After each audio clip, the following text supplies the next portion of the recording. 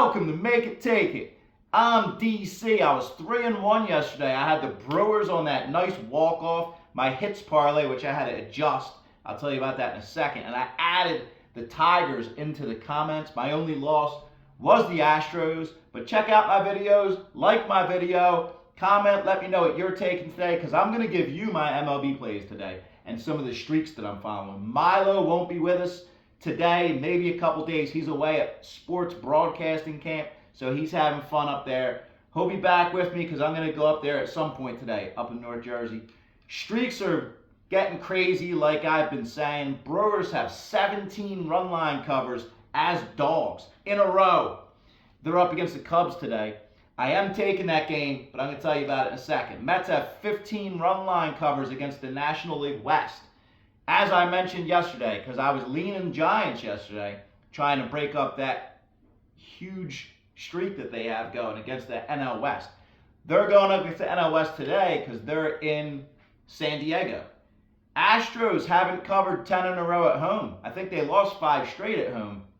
They haven't been able to cover 10. Cleveland's got 7 losses against the National League. The Rays have 7 road losses. They're going to New York today. Texas has 6 wins. Mets have 7 wins straight up. I'm going a different direction on that Cubs-Brewers game. Brewers came through big last night with a walk-off. But I just mentioned how they have 17 run line covers as dogs. They're a slight dog here. And we have this pitching matchup of Boyd against Mizorowski, the young phenom for the Brewers. Boyd's 5-0 with a .55 ERA in his last 5 starts. He's given up 0 runs in 3 games, and he went deep in a couple of those. Mizorowski, we know, he's been like fire. He gave up no runs in his last game, 1 before that. That was counting back before the All-Star break. But they don't seem to pitch him too many innings. Last game, I think he only pitched 3 2/3. So they're not keeping him in as long. And Boyd isn't going to go another game giving up no runs. He's go 4 in a row. That's pretty unlikely. So I'm actually going over on this one. It went over 8 already. And I see this trending down. It might go down to 7.5. If it goes down to 7.5, I'll take it again at 7. So I'll have the Cubs-Brewers over 8, possibly over 7. I'll add it in the comments if that ends up happening. But keep an eye on it today. Because then, as I just mentioned, Mets at Padres. Padres are a slight favorite. Dylan Cease is pitching for the Padres, who hasn't looked like Dylan Cease lately. This year, he's 3-10. He pitches okay against the Mets. Lindor has really good numbers against him. But I'm taking the Padres on the short money line at home to end that 15-game Mets streak that they have against the National League West. Montas is going for the Mets.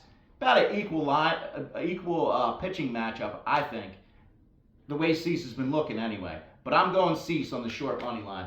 Then we have Washington at Houston. And as I just mentioned, Houston has failed to cover the run line 10 in a row at home. They've lost 4 or 5 in a row. I'm taking Houston today with a bounce back. Framber Valdez is pitching, and he's going to come out hard today. Here's another guy who's 5-0 with a 1.41 ERA in his last 5 starts.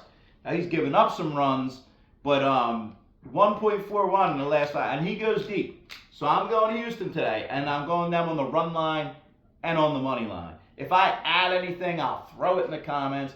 Phillies are in Chicago tonight playing the White Sox, and Sanchez is pitching, so got to like their chances as well. But I haven't gone on any of them yet. Throw your plays in the comments. Like my video. I will throw anything that I like in the comments later. Check out my record in the description. Thank you for watching. Good luck today.